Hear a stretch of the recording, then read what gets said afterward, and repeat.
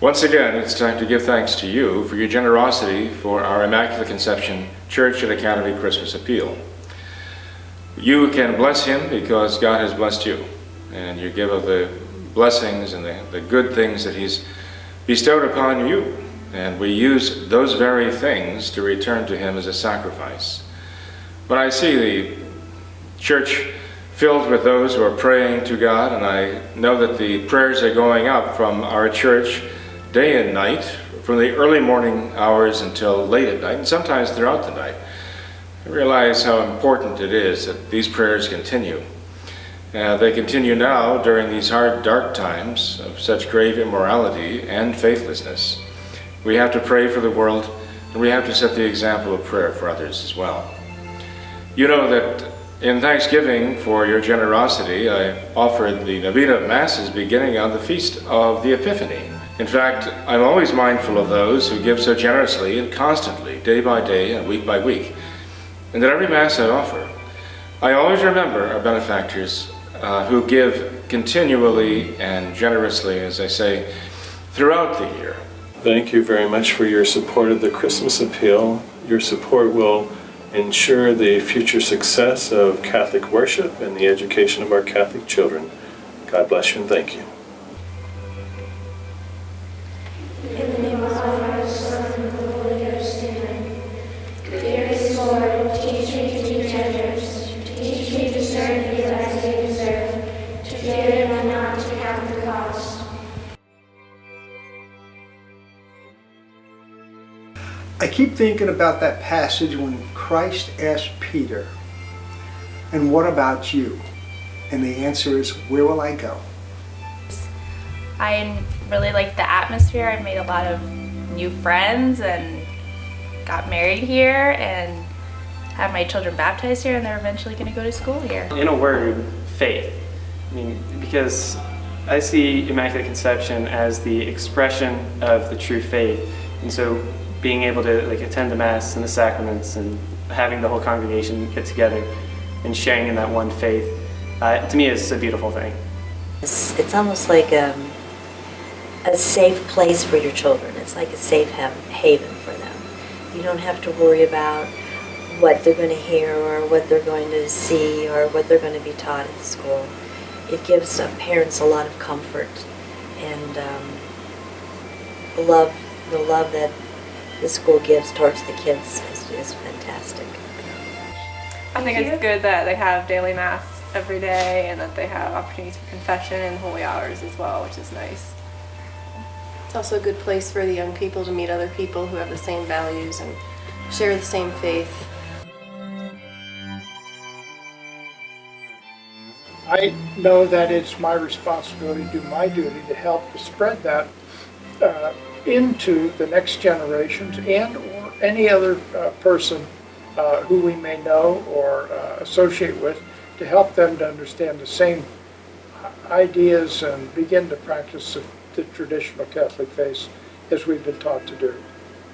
In a way, it's almost as if we have a calling to be missionaries, to spread the faith back again through our church and through the school, through the children.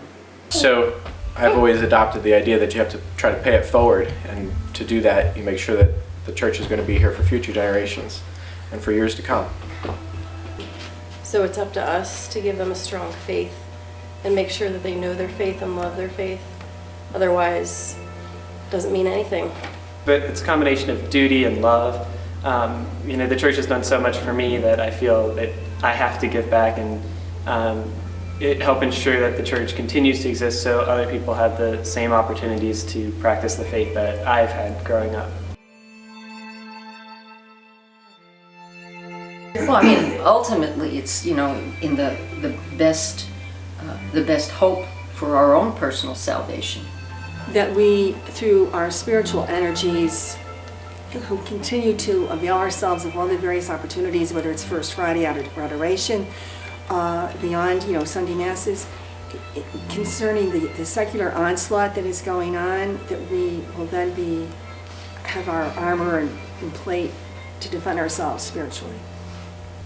So my hope for the future of Immaculate Conception Church and for the school is that it'll be here for a long time to come. I hope that the school can continue growing the way it has. I hope that this continues to be a bastion of the faith here in the greater Cincinnati area. We'd like it to be here forever, you know? We'd like to be here forever. We'd like to be here forever. We got a better place to go to, though. We hope. My hope would be that the parish continues to grow and becomes ever more generous in the service of God and the service of others.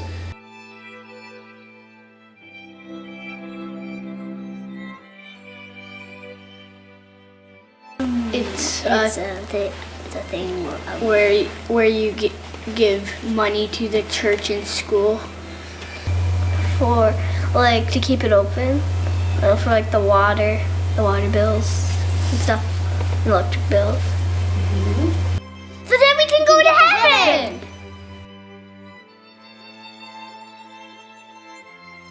Get like a bunch of graces so you can go to heaven. You get graces? You get grace. Lots of them. Like a whole bucket. Maybe 2 whole buckets. Lots of buckets of graces, that's right. How about 5? 100? 1 billion? 10,000? 5 million? Giving of thanks makes it very difficult at times to come up with anything original. And sometimes we might sound like a bit of a broken record, but actually I'm not the one who's breaking the records. You are the one who have broken the records, and you break year by year by your generosity toward the Christmas appeal. We set a record this year. We were reluctant even to set the goal at $175,000 because it seemed like asking a great deal, and it was. You contributed almost $220,000 this year. What a tremendous help that is. How much good we can do with that, thanks to you. You share in the benefits of all of that good, and God will bless you for all that you have given and all that you continue to give for Immaculate Conception. And we have a great devotion to Our Lady's being conceived without sin right here in this central location throughout this Catholic Archdiocese of Cincinnati. We want to be a seed to bring the faith back and restore the faith here. You are helping us to do that. May God bless you for it.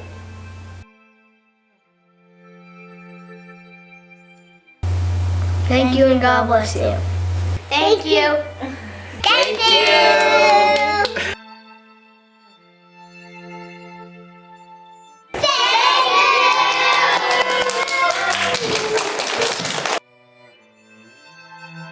Thank you. Bye, camera. God bless you. See you next year. Thank you.